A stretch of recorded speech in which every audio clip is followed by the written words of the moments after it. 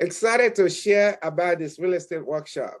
So we're going to get started. Most of our points come from this book by Gary Keller and Jay Papasan about millionaire real estate investor. We're going to look at the points they mention in there and look at the models that's going to work or not work. So let me, okay.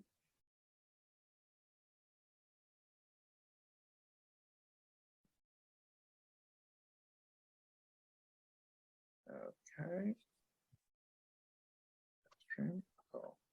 All right, so I think this is how it happened. Okay, so our presenter today is myself and Mr. Fernando Diaz. Fernando, just talk a little bit about yourself. We got a lot of slides to go through. Yeah, Gary, I've been Fernando Diaz here with Homebridge Financial. Been in the business 27 years. Also, you know, I would say a moderate real estate investor also on the side. And that's pretty much it. I mean, you know, I've been on your calls before with some of your people, so maybe some of them know me from before. That's right. See. Okay. So real estate, again, this workshop, why you're here today, what has caused you to start thinking about investing in real estate, and why are we here? You know, so that's what we're going to talk about. Either you bought a house or you haven't bought a house yet. If you think like this, you know, there's a book that says Think and Grow Rich. When you have that understanding, you know how you are building yourself up to create wealth. Okay. And our goal here is to share some of our thoughts on money, life, and investing. Right? All of those come together. You know, how we live, the money that we save or we create, and the wealth that we create for ourselves. Right. So what we're going to cover in the workshop is basically around three things: the possibilities, the power of leverage, and proven systems. What are things that are possible for us? How do we understand how we can leverage ourselves? A lot of people always like, oh, why do you have this person to do this, this person to do that? You're more effective when you can leverage things. Otherwise, to do one thing by yourself, you just can't accomplish it. There's not enough time in the world for you to get everything done. That's why you're always going to need help. And if you get help with your money, oh my God, it can be very awesome. Because again, the people at the top of the rank they've known how to master leverage. And we will spend some time in that. So let's jump into it, shall we? Again, my name is Gary Nix. I'm a broker associate, and I am awesome. I like to say that. Yeah, and awesomeness it doesn't come from arrogance. It really comes from understanding things and your passion to help people. That's where that comes from. Okay. Possibilities. On-hand income to finance your life mission without having to work. Isn't that a great thing? Fernando, you have any comments on that? The unearned income. No, I mean, that statement is right on point. You know, obviously I would say that that's something that I've been able to develop to a certain extent. You know, work for me is pretty much fun to a certain extent, but that also has to do with the 27 years that I already put into this, you know, and making some good decisions and some bad, trust me, where we learn. But yeah, I would say on point. Okay. So there are 8 myth understanding between you and financial wealth. We want to first uncover that, because I find out everything starts with our mind. When our mind is put in position to think, to grow, then there's endless possibilities, right? So let's look at what's holding us back, you know, from achieving the best we can. So there are 3 personal myths, and then there are other myths that hold us up. So we're gonna go through the three personal myths. Fernando, if you don't mind, let's just kind of kick back of each other. You're gonna read the myth. I'm gonna tell them the actual stuff. Okay. So myth number one. I don't need to be an investor. My job will take care of my financial wealth. That is not necessarily true. I would say, because you always have to plan ahead for, potential issues, problems, and things that may happen in the future. That's what I would say. You don't need to be an investor. You're right here, but your job is, you need to basically, based on what I see here, what it says is, you need to have your own plan on top of your job to get there. So your job will make you money. And that's where in my life, my line of business, I've come across people that make 40,000, 100,000, 250,000 and more. And their job allows them to have the living that they are going to have, right?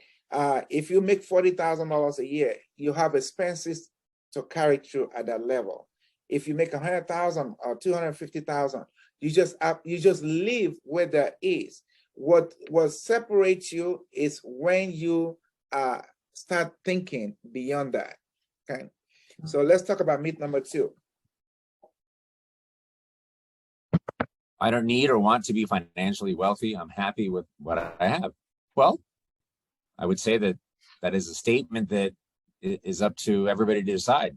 You don't need it, but life is a lot easier when you actually have a plan going forward. And not to mention, if you have family, kids, that kind of stuff, it's nice to be able to be in a comfortable situation to try to help them and, move forward in life. Otherwise, life is hard enough as it is. So, we need to, I think that's, you're being selfish to a certain extent. Absolutely. Absolutely. If you just think about yourself, I think most people, even including myself, I don't need much for myself. Honestly, I can do well with four pieces of clothes. I remember growing up, that's what I have. And I'll still use the money I have to buy clothes for other people. So it's always when you're thinking beyond yourself that you go do more. If you're just thinking within yourself, it's not everybody that some people want a lot for themselves. I get it, and other people do not. But you have to just open your eyes to see a little bit more than yourself, and possibilities will come your way. Last myth. It doesn't matter if I want or need it, I just can't do it. Well, the key is creating a plan so that you can get to what it is that you want or need. So again, there is nothing that tells us we cannot do anything that we want to do. So we're going to move to the investing myths. So those are the three personal myths that we just uncovered. Investing myths are things that, again, we limit ourselves on doing, or the capability to do it, because we don't know more. We don't have that information. So hopefully we'll give you that information here. First investing myth. Investing is complicated. It can be. I mean, I don't think that that's necessarily untrue, but I think that, like you said, if you leverage and find the right people to help you, it's not going to be that complicated as you move forward in life. Okay. So the truth is, investing is only as complicated as you make it. So we make it more complicated by ourselves. By nature, it not necessarily is. It's just finding out the information that you need to get on it. Investing myth number two. The best investments require knowledge most people don't have. That is true. Okay. The truth is, your best investment will always be in areas you can or already understand. For example, I have a friend that's a really good cook. I mean, every time you come to their house, there's always cooking. I mean, she loves to cook, big food. Thanksgiving time, I used to remember going to a Thanksgiving place. Now she owns a restaurant, like a soul food restaurant in Hermosa Beach, and doing very well. it's a soul food restaurant in Hermosa Beach, right there by the pier, and it's always packed. Every time I try to go there, but that was something she had in her, way back then, that she just always liked to cook these big dishes and the soul food. When you go there, you're gonna get full. So it's what you already have in you. You just go invest in it. And now she owns, the restaurant. She has people working for her. That restaurant is always packed. So it's always in us what we do that we can find time to invest in. Investing myth number 3. Investing is risky. I'll lose my money. Well, there's never a guarantee, right? But if you do it wisely with the right, like I said, with the right help, I think you limit your risk would be the right saying on that. Yeah, I just wanted to mention this. Most of the top investors, they've lost money and moved forward. If you lose money doing it a certain way, you turn around and do it a different way, right? It's moving forward. Even what's the biggest, that great big investor is in the top 100 of richest people in the world. And Warren Buffett. There you go. It's done some that didn't work, but it's knowing what works and expanding on what, and expanding on it, right? So myth number 4. Successful investors are able to time the market. I would say in most cases, yes, but that's tough. The timing finds you. That's a very good truth, because everybody, it's like being married and dating. You might date some wonderful people along the way, but it's all timing, and sometimes it's timing, and that's what it takes to get there. Same thing. That's awesome. All right, so we still have a lot of slides, so I want to make sure we go past this quickly. All right, myth number 5. All the good investments are taken. Not true. And this is the truth about today's market, and that's what we're going to talk about quite a bit in our Q&A. People think everything is gone, it's dried up. The truth is, every market has a share of good investment. Yeah, you have to look deeper these days to find one. However, it's still out there, and just knowing what the market offer you, that you can find the right investment to do. Okay. All right. What happened to my stuff? Okay. So we just wanted to give you some facts. This is a National Association of Realtors statistics. 17% of 1 to 4 unit homes purchased in 2010 involve an investor as a buyer. So somebody that's buying a second home or third home, whatever that may be, right? 68% of all investors buy within 50 miles of their primary residence. Now, this is the Millionaire Real Estate Guideline. Of course, in today's world, you might have to look beyond that. But the better guideline is that if you buy within 50 miles of where you live, you can touch it, you can feel it, and you can do something with it. If you buy it really, in a different state, and a lot of people are jumping into that bandwagon now, which I remember about 20 years ago, a lot of people were doing that, and some people got burned and some people did okay. However, we just know that if you buy within 50 miles of where you live, it's able touch for you. Okay. Average sales price, was 96K last year, which is interesting. This is national, of course. And 63% was single family homes that was purchased by we're talking about people buying homes that they don't live in. All right. So most of the homes they bought were single family home that they bought and added to it. Let's see other facts.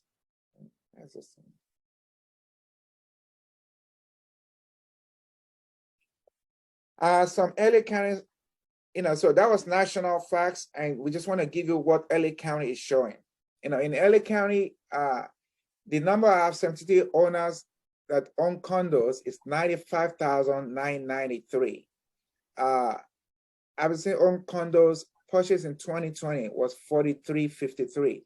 So total non-owner occupied condo owners is 95,993 and 4,350 53 in 2020.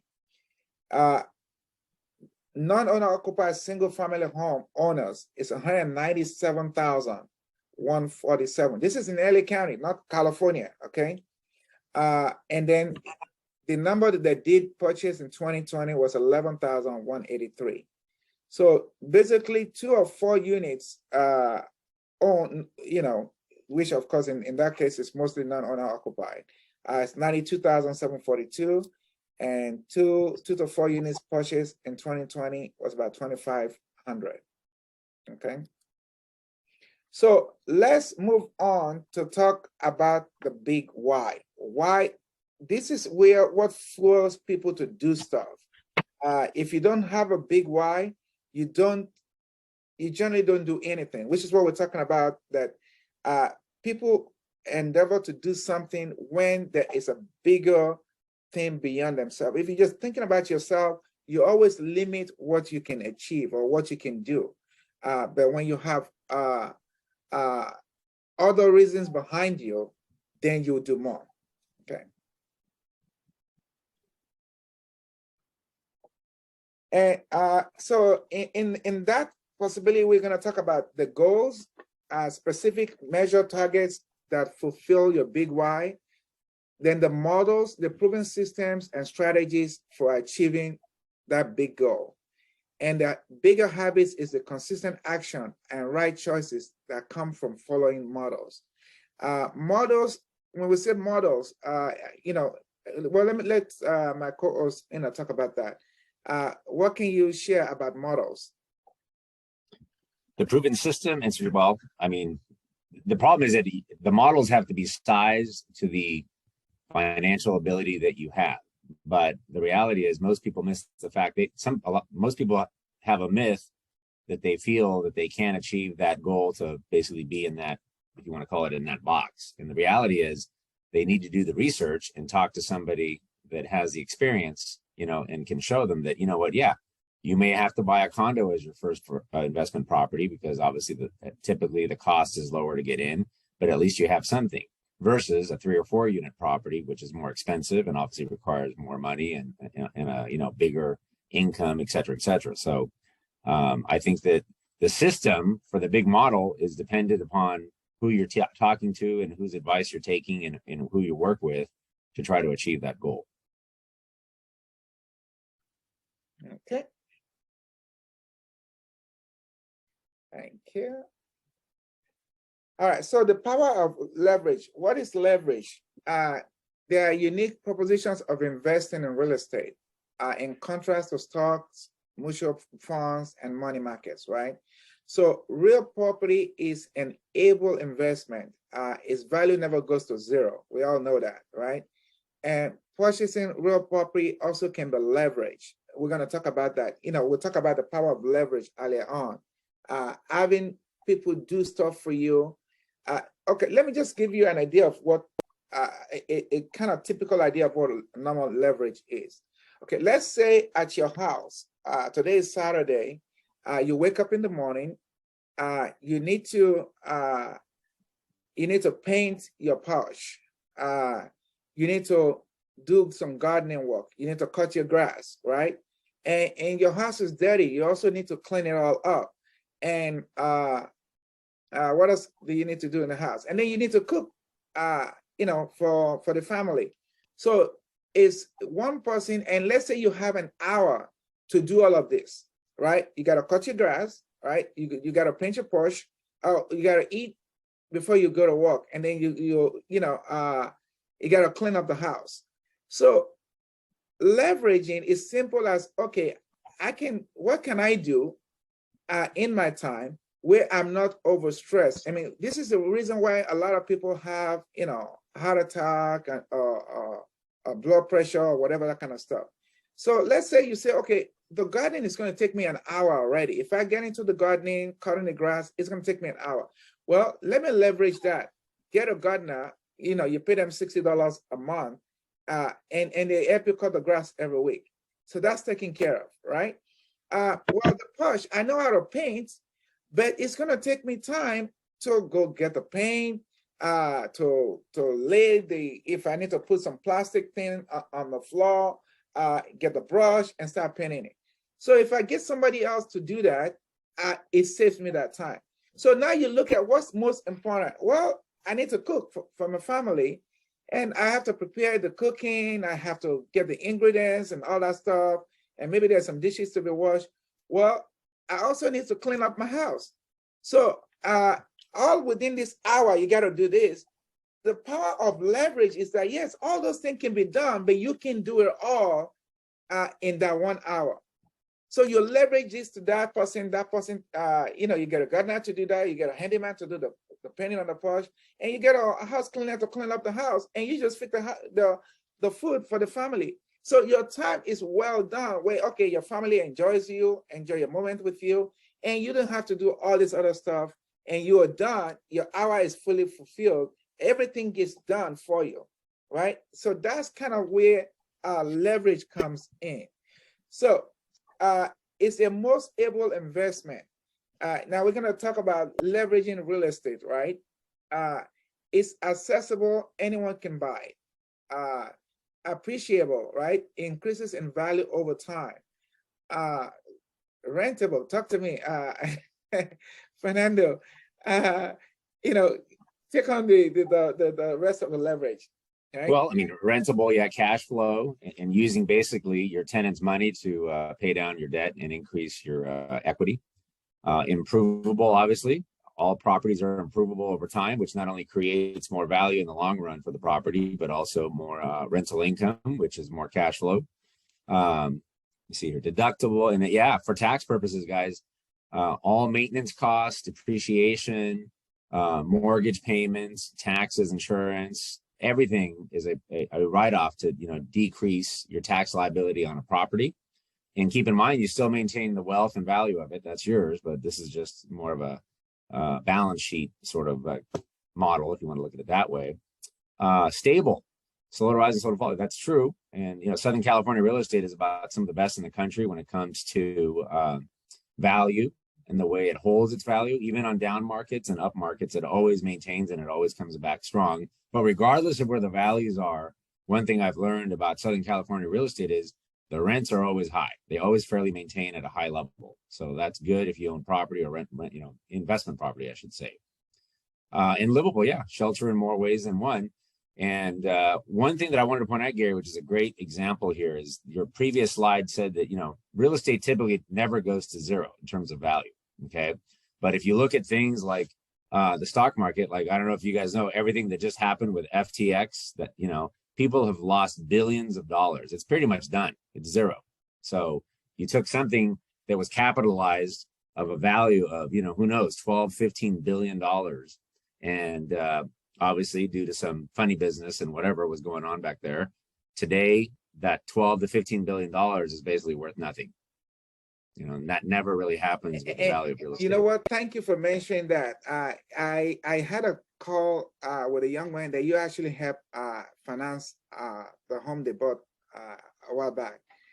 He bought it from money that he made from stocks, and he made really good money in stocks, right? I'm talking over $100,000 he had in there. So he put the money that I convinced him, he used the money to buy. And he was telling me, like, I'm going to buy another one. How quickly do I want to buy it? Because his stocks had built up. And just a few weeks ago, he called me up. It's like, damn. It's like, I wish I'd done it when I told you I'm going to do it. I should have taken the money out right there, because right now I got nothing. I'm like, holy shit.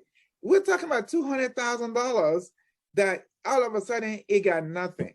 Yeah. That's never gonna happen with a home, Yeah, look at Bitcoin. Unless you got into the ground floor, I mean, Bitcoin, there were so many people, if you look at the models, that bought Bitcoin at 30, 40, 50, and 60,000 a share, which is the height of it. And as of Friday, it's 16,000. So look at that massive decrease of value. And right now with the FTX problem, who knows where that'll go. You know, is it going to continue to rise? Is it going to continue to hold, or will it dump further down? Crazy. Okay, so let's look at how you can leverage yourself through real estate compared to other forms of investment. So if you were to go buy a stocks now, like okay, Bitcoin or cryptocurrency, you want to go buy it right now, you got to put your money down, right? You want to go get mutual funds, you got to put the money down. You got to put the heavy money down. So everything is the cost of what you put down initially, right? So as you can see in all of those things, they all can have some growth in them, definitely potential, but you got to put the full amount of money down for your initial investment. Well, I don't know how many people, I mean, every now and then I do a cash purchase, right? Investor does a cash purchase because they want to quickly turn it around. But most people buy their home with putting some money down out of their home. You're buying, you know, $800,000 home. You can even put down sometimes 40,000, right?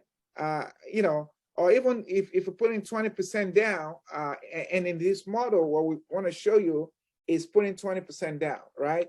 You buy a $100,000 home, you put 20% down, that's $20,000. Compared to these other models, everything you put in is what you're gonna invest in it. And as you can see with the graph, I mean, they all have their, I don't know if you want to make some comments around the graph and stuff like that, but you know, everything has potential to grow, right? And you know, mutual funds, I love that. You know, it grows at its pace, right?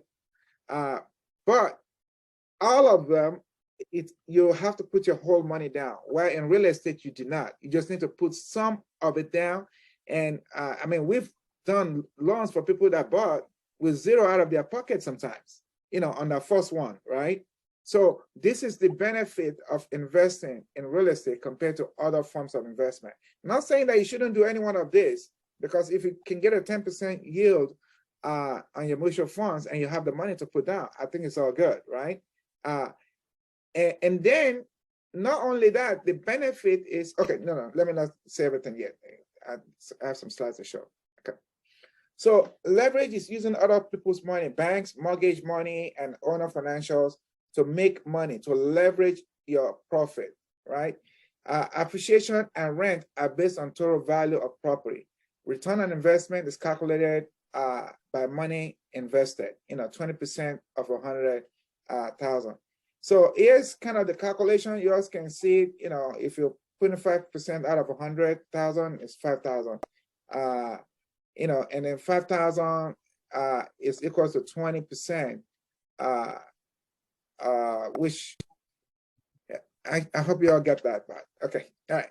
So to make the same money in a mutual fund yielding 10% with no cost, you would need to have $250,000 cash. You know, so that's the difference we want you to see with real estate. Do you have any comments on this one, Fernando? No, I mean that's pretty much it. Like you said, that it's just showing the power of leverage. You're not really using the entire value of the asset. You just need a percentage of it to get in and then go from there. Yeah. So we want you to see how money can work for you compared to you working for the money, right? There is a thing we call E2P, from entrepreneurship to being purposeful. At a certain level, you are working for the money. You work, you know, you save, right? You consume that money, you do things with it. And then it gets to the point where when you invest the money, you see the money, you know, start building, you know, wealth for you. And you're always going to start with a big wealth, you know, big debt, right? That's the bottom of the base of the blue right there. And then it goes to zero at one point, where all you have is money coming out your way. So let's show what that is. Okay. So when you buy a property, we want you to buy it right, first of all. So we want to, and if you have a consultation with us, we can make sure that happens for you, right? You're going to have a lot of debt. That's just the bottom line. And sometimes you put money into it or you don't put money into it, depending on what kind of purchase we're doing for you. I've had people that bought property with zero out of their pocket, and 3-4 years later, they took $120,000 out of the property. That's unbelievable. Okay. All right. So you start with a lot of debt, and you know what you invest into it and whatever you pay down into the property, right? And then your debt start going down and your equity start growing. That's what happens usually 5 years into buying a property, right? And then another, 15, 20 years, your debt is really a whole lot less because now you're about to pay off your loan. And in most cases, real estate will always go up, right? If we go back to 50 years ago, there's no property you bought. Let's not even go 50 years. There's no property you bought 30 years ago that's the same as today. Everything has gone more, right? I had a couple of years ago, they bought in PV $35,000 like 35 years ago. And it will help analyzing to help them sell the property. Now their property is worth $2 million. From $35,000 to $2 million in 35 years. It's unbelievable. And they've been living in it and enjoying it. Lord, okay, all right, let me keep quiet. And then at one point, you completely paid it off, right? And all you have is equity, wealth, right? This is the benefit of doing this.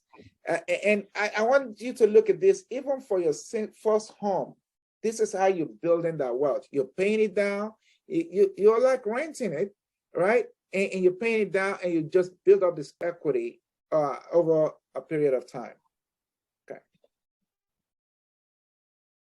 Come on. Okay. Now, let's look at the part 2 of this. This is the cash flow growth, where this is an investment that you do, right? You either on cash flow, you have vacancy expenses, you have the debt that you're paying on the property. And that goes on. Slowly your cash flow begin to get more. If you increase rent, I'm pretty bad when I rent places out, I usually don't increase the rent unless they move out. I got to do better at that because that's money I'm holding back. Okay, so but whatever it is, because I'm just looking at my equity like, oh Jesus Lord, this is going up and up. So, but if you're increasing the rent, your cash flow continues to grow with you, right? You still have the debt and then the expenses that you're dealing with in keeping up the property. But at one point, all you have is expenses, which is the upkeep of the property, and your mortgage is all paid off. You just got cash coming in. And that's the retirement stage right there. If we do it right. I'll tell you something, guys, on this, and this has been a philosophy that I've had with certain properties. And you got to look at yourself or look at the investment in this fashion, I think, sometimes. So some of the stuff that I purchased over the years, depending on the amount of investment involved with it, because obviously, loans and programs and certain things have changed over the decades, right? But I look at it as this to a certain extent. If the amount of the investment that I made on it was moderate, not huge, and I'm still currently working, in obviously all these years I've been working, and I still plan on working for some years here to come, I really don't need the cash flow right now because I'm working. So I have a philosophy of, hey, if I put this on a 30-year fix, yeah, it makes some money, but it's going to take 30 years to pay it off. And that money that I'm making, I really don't need it right now because I'm working. So I've taken a lot of the stuff and put it into 15-year fixes. It pretty much, for the most part, let's just say it took care of itself. I didn't make really any money on it, but I didn't need to make money on it because I'm working. But I basically got to that graph where you're looking at. If you look at that cash flow graph you just had there, I'm sacrificing in the beginning so that I can get to that big cash flow to the end faster. That's basically what I'm saying. And now it's different. Obviously, if you're retired, then you need the income. I get it. But if you're still working, you really don't need the income as long as you can see the upside of it all and, going into the future. So yeah, there it is, that one, where you get to the end. So my philosophy has been, hey, I don't need cash flow right now as long as I feel the investment is safe and it's solid for the future. I just want to get to that cash flow, the real cash flow, faster. So I'll sacrifice now, do a 15 or 20-year fix versus a 30 and get there faster. Nice. So that's that. Nice. Thank you. And that's really awesome. These are how we grow wealth, and then that's like you said, when you get to that place faster, that's your retirement stage, so even if you started now and you're like, okay, 30 years from now, okay, if you're 30 or if you're 40 years old, well, guess what? By the time you're retiring, as they predict, as time goes on, we're all probably going to have to retire at 75 because what it takes to stay alive, right? So, but if at that time you now have 3 or 5 properties and, as many properties, whatever your retirement goal is, right? I was talking to a young lady and she's like, my retirement goal is $50,000 a month. I'm like, okay, I love that. I don't quite see that for myself. So maybe that's why my struggle is not as big. However, but everybody's different, right? It could be, $15,000. It could be $100,000. Whatever that retirement goal is, you want to get this cash flow to that level where you ain't doing any work, you're just making expenses, and you have this wealth that's coming to you. All right. So let's kind of take you through why we invest in real estate. The return on investment is less out of pocket for more into pocket, either now or in the future. Some people will go buy in Manhattan Beach and they will be kind of like what Fernando was saying. They'll be paying money for it up front. I know people that invest in a property in Manhattan Beach that they bought it and they're renting it out and they're coming out of pocket $3,000 a month. I mean, that's not a model I advise, but it was calculated into, okay, I'm buying in a place where I know my wealth is growing much quicker. They bought the property for 1.6 million and literally in 4 or 5 years, it's worth $3 million. So they're paying more out of their pocket to keep it going for that reason. That's not my, I won't sit down with you to talk to you about that. But, you also have the current benefits. You have the ability to write it off on your taxes. Grow your net worth through equity. I was in a luxury seminar where they talk about the rich, the top 2% in the country. And in terms of the wealth they built wealth either in feasible cash or equity cash of $2 million outside of their home. So when I heard that, like, to be in the top 2% doesn't that take that much at all. So I can get there. So it's just, and to be in the top 10%, you just gotta have $1 million worth of equity or cash flow, or, if you have a retirement account, just having $1 million worth of equity gets you in there. You're in the top 10% of the nation. So it's not that much to get in if we are focused on what we're doing. So everybody grows their net worth through equity. I mean, the Jewish community has done this very, very well. You don't see them, brag, they look like very commoners, but my God, they have lands upon lands that's yielding massive equity and riches, so college education savings and many more reasons, whatever it is, let me just talk about the college education savings. I met a gentleman from China. I think I met him like about 8 years ago. And we went to lunch and he was just relocating here. He has a condo he was selling in China. It says 2-bedroom condo in China, by the way. It was like $2 million. So he said, I want to invest money. I said, why do you want to invest the money? He said, well, I have a son that's 11 years old. I want him to come to college over here.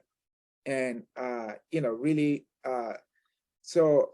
but I don't want to pay. I want him to go to top college.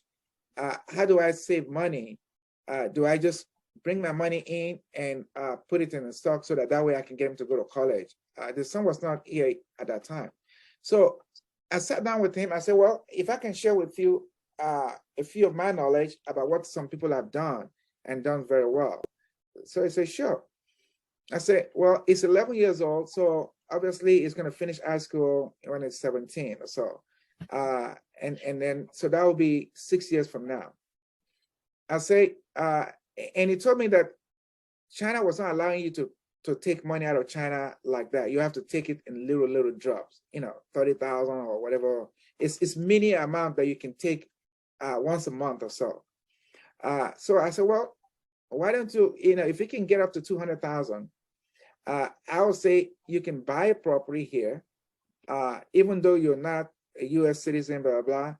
I can find you a property, and I can guarantee you if you buy 2 of those property, or even just 1, in 7 years' time, you'll have enough equity on that property that if you sell it, your son will go to school, top school here for free.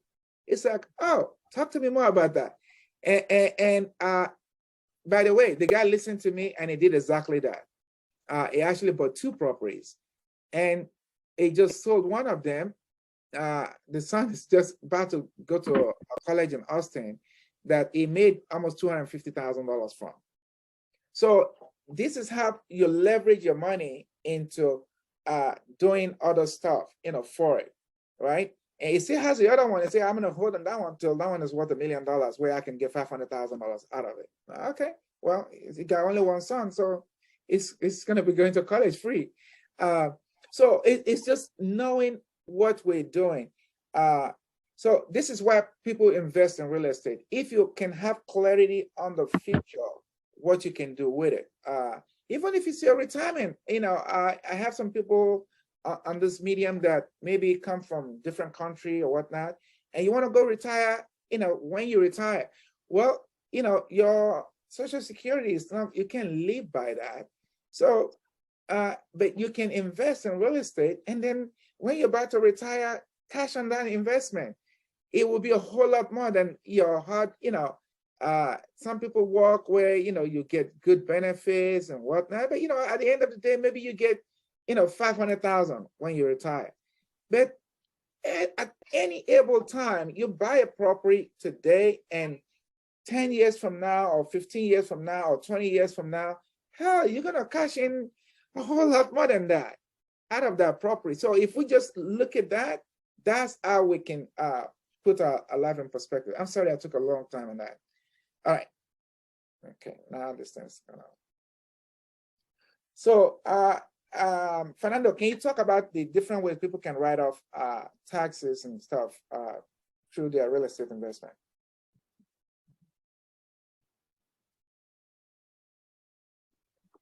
Is Fernando still there? Gary, Fernando just stepped out for a few. Oh, okay. All right, my bad. All right. So basically, these are all the things you can write off, right? Your operating expenses, management, leasing, mortgage interest. I've seen people just buy a property like I need to claim some mortgage interest on my taxes. Okay. Your financial costs, points that you pay for the loan, fees connected with obtaining the loan, depreciation, capital improvements, anything you spend on the house, even personal stuff that you buy into the house. All of that you can write off your taxes. And this, by the way, is legitimate write-off. Fernando, can you make a comment about that when you have these write-offs compared to, when people come and they write off a business that they're not doing? That, well, this is just an add-on. So this isn't hypothetically, if you own your own business. I have a client, for example, I was actually going to mention this, a gentleman that does very well. He owns his own business, et cetera, et cetera. And his strategy, which over the long run, I can't say that it's not necessarily a bad strategy, but he would buy properties. All he wanted to do is just create losses. So he would buy stuff that I would probably say I would pass on that. I don't see it as a good investment. But the reality is kind of like what I said earlier. He just needed the losses now to help him, but he knew that he could pay it off fairly quickly and accelerate it. One day when he retired, it was just another free and clear property, 4-unit building, 6-unit building, 3-unit building, just paying him for his retirement. So he was actually sort of like this, tax write-offs, he was looking for losses to help offset his income, and he was doing with his business.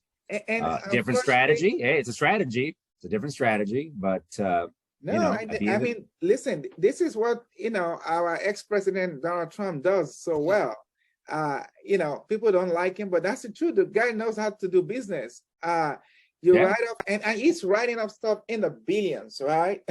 Yep. So that's why people are like, wait a minute. But at the end of the day, but you don't pay no taxes down the road. That's why they write off. They look for investment that they can. He buys hotel to write off against his income. I mean that's calculated at a high level. So but people don't get that. So just a little bit about myself. I started my first investment way back in 2006. Bought a 2-acre land in Riverside to build 3 to 10 houses on that. That didn't work out, by the way. It didn't work out. I ended up losing the property because of some personal situation that happened. However, you see, this is where a lot of people look at life and say, oh, if I do that investment and it didn't work out, they closed in. At the same time, I was looking to do that property. I remember I had a few people in my sphere that they were killing it with their investment, right? And then the real estate collapsed and they had a lot of holding. This guy used to go buy all the new construction in Northern California. He would just go put some money down here, put some money down here, because by the time the new construction is ready, it's already put up $100,000 in equity on it. And he did that model and made really good money. And then the whole thing collapsed, and he had all these inventories that he had to, short sell or get it foreclosed on. But that's okay. If you learn to do something some way and it didn't work, you got to figure another way out. And that's what I did. I figured another way out later on and got back into the midst of it. And, I've ended up in a good place now. Okay. Okay. So let's talk about the proven systems. Okay. Let me just look. Where are we on time? Ooh. Okay. Yeah, Gary, I got a client here, so I got to wrap it up soon. Yeah. Okay. All right. We're gonna fly. All right. So this is just showing you the different ways you can buy.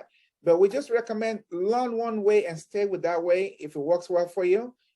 If it doesn't, then you find another way. So either you're buying a condo, single family, duplex, or fourplex. Let's just go through the pluses and minuses of that. I just was sticking on my head. Okay. So condo, the pros, lower purchase price. I think Fernando alluded to that earlier on. Maintenance is included most of the time, and more amenities for the tenants. The cons is high HOA fees, less cash flow because you have the high HOA fees sometimes. You only own a percentage of the land, so you can't really do any expansion on it, right? Less appreciation. I don't even know if that's right, because everything appreciates in today's world, really. But it won't appreciate as quickly as a single family would do. A single family is definitely easier to resell, typically surrounded by other owner occupants. So, the rents are more stabilized there too. And again, it appreciates. The major thing where some people hesitate with single family is one, you need to generate income. I have a property right now that a tenant moved in last November and she hasn't paid since February. My wife costs every morning she's cussing. I'm like, baby, all your cussing ain't gonna do nothing. But anyway, so sometimes you have that, with a single family. If you don't have the rent, you don't have the income. So you have to make sure you're protected in one way or the other. So let's go. And this is why sometimes people go for duplex, right? You can live in one, rent the other, or you have 2 units. So if one person is not paying, you're not coming up generally with everything that you need to cover for. So less risk than fourplexes, more cash flow than single family. The cost is lower appreciation. Most duplexes cost as much as a single family home. Usually surrounded by you know, other rental units. That depends on where you buy it from, you know. So let's just move on. Fourplex, generate the highest cash flow, of course, because you have more units being rented. The economies of scale, this is, once you get into 4 units, then you can start brushing yourself up to buying apartment buildings, you know, with 16 to 30 units and stuff like that. It's always more upkeep and tenant damage, less appreciation. You deal with a lot of personal problems. So if you're not someone that likes to deal with personal problems, a 4 unit is not the thing for you. Or you're looking to renting it, you know, having the management manage it for you, so you don't have to deal with the headaches. Okay. So it's knowing the value, find the opportunity, and make deals. So we're probably gonna end with this slide. Yeah, because our time is running out. So is any questions there? You know, I have Fernando on the line. I just wanted to see if anybody has any questions.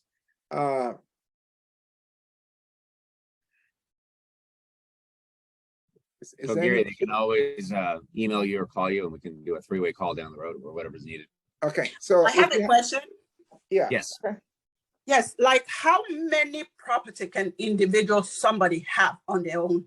Like 5 max? What are the maximum? Oh, I think that's the answer. There's, well, I mean, for the typical residential investor in terms of guidelines, they don't like to see more than 10 residential properties. Those are, like Gary said earlier in that slide, 1 to 4. If you buy something that's commercial, it doesn't count. Oh, okay. So for example, if I have 5 individual houses that are rented, if I go and buy commercial, that doesn't count as part of it. That doesn't count as a residential, no. And then keep in mind that there are other investors outside of, I would say your typical Fannie Freddie type stuff that will take an individual with more than 10 properties, but it gets you in. It's just a different type of qualifying over there. So it's not to say that you can't, but traditionally speaking, they don't like to see. Now, here's another question, or here's another part of it. If you own the property free and clear, it doesn't count either. Yes, So if you have a property free and clear, that doesn't count either. yes, obviously. Okay, so to go around it though, is there like maybe creating a company, put them, is there a situation like that where you can put them, like once you acquire them, then create a company like and put it there? How would that? Well, you can always create an LLC. I would advise you to talk to your CPA and accountant on that. But the reality is mortgage companies or banks typically do not lend to LLCs or businesses. They lend to an individual. So they still lend to you, and then you change it later into an LLC. That's fine. But the reality is you're still qualifying for it, not the business. Right, that's true. So the liability is not going to remove from individual to the LLC. No, yeah, not for the most part. Now, if you get to a certain position with your bank in a relationship as a big business, that's different. There are some business banks that if you have enough assets with them and enough of a long-term relationship and a track record, they may lend to your LLC or to your business, because obviously for those the factors I just said. But that's very, very rare and very few and far between. Okay, thank you. All right, any other questions? Before we do our raffle? I had a question. Okay. I can't hear. If you could refer me to a appraiser. I need a house appraisal. Okay, no problem. Just call me on that one. That's no problem. I can get that for you. Okay. All right. Any other person have any quick question regarding the presentation today? You know, how you can buy a home? What are the well, you can just reach out to me. I can also connect you with Fernando if you have any questions on the financing part. But the key thing is, our goal today is just to educate people on the mindset, right? That we all can do this. You and I can do this. We can build this wealth, one home at a time, and just finding those opportunities. Is Tracy Johnson on the line? I wanted her to come. No, I'm here, Gary. Jerry. Oh, you there. here? Yes, I'm here. Oh, okay, awesome. Thank you for coming on. And you know, Tracy is one of those people that, you know, they listen to these seminars. I've talked to them over the years, and she was a renter before, and we talk about, you know, building wealth, and she get it, and she ended up buying the house she was renting at, and as of now, her husband bought another property, and she just now closed on our second property. I mean, we have to be creative with the financing, but it got done. Is there any comment you want to make about that? How does that make you feel to see that you're building this wealth for you and your family? Oh, it's amazing. It's another level, especially because I came from where I had Section 8 before. So to be in this position right now, this is a God's blessing, and I thank you for it, you know. And my next thing next year, you know, I don't know if it'll happen, but I want a fourplex, and that's where I'm moving to now, is going to purchase a fourplex. That is great. That's great. So we have 3 houses, you know, thanks to you, we have 3. So I want people to see that all of this is possible. This was someone that was on Section 8. It's all open up our mind to possibilities, right? You know, the Bible says, you know, people die for lack of knowledge and getting understanding. It doesn't matter where we are. It just takes us to understand the mindset that some things are possible. And then, you know, consulting with someone that's passionately to help you to achieve that goal. And there's always going to be ways. I'm like really good in finding hurdles that can help people, right? So Yes, you are. Okay. So thank you all. This has been great. We had a really good participation. So Thank you, let's guys. do the drum roll. I gotta go, guys. Thank you. Okay, thank you, Fernando. Thank you so guys. much. We're gonna do the drum roll and run the, let's Wendy, come on and let us know who win the gift prize today. By the way, you have a choice of it can either be a Costco card, or if you want to take a cruise to Carolina Island, we also have $100 gift certificate for that, which takes almost 3 people to Carolina Island, by the way. Okay, go ahead. All right. Thank you so much for joining us once again to this seminar. So for out of 11 participants, let me choose the winner.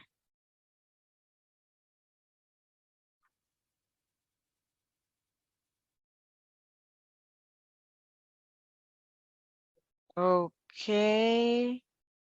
So the winner is Is it a Samsung person? Because I saw a Samsung person there. Who is it? Come on. yeah. I'm a It's- Samsung person. Is it me? No, I'm just mentioning it. Like, you know, it's kind of holding up. So can are you trying to pronounce the name? Is that it?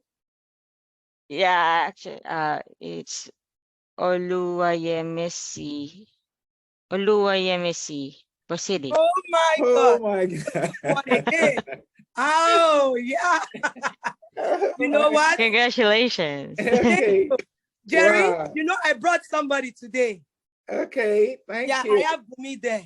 Okay. I Thank brought you. Well, yeah. that's why I keep winning This the is awesome. prizes.